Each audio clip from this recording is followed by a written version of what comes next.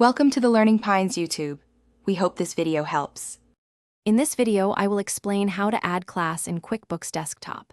Class tracking is a powerful feature that helps you categorize your transactions by different segments, like departments or locations.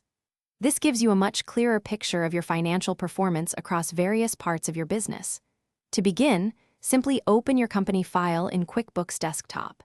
Then, go to the Edit menu at the top of your screen and choose Preferences from the drop-down list. This is our first step to unlocking more detailed financial insights.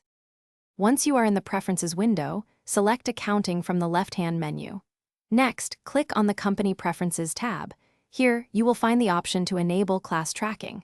Make sure to check the box that says Use class tracking for transactions. For an added convenience, you can also check the box to prompt to assign classes, which will remind you if you forget to assign one.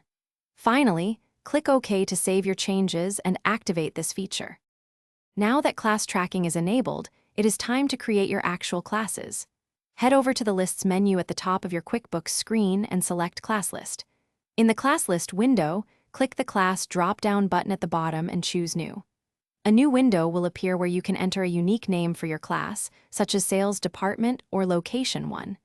If it is a subcategory, simply check the subclass of box and select its parent class. Click OK to add your new class.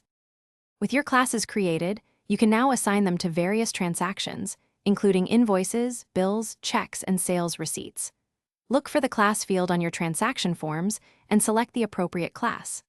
This simple step allows you to generate powerful, customized reports, such as a profit and loss by class report.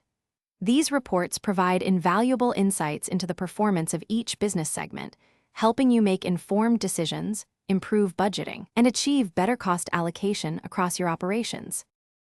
Thanks for watching. Consider subscribing if we helped you.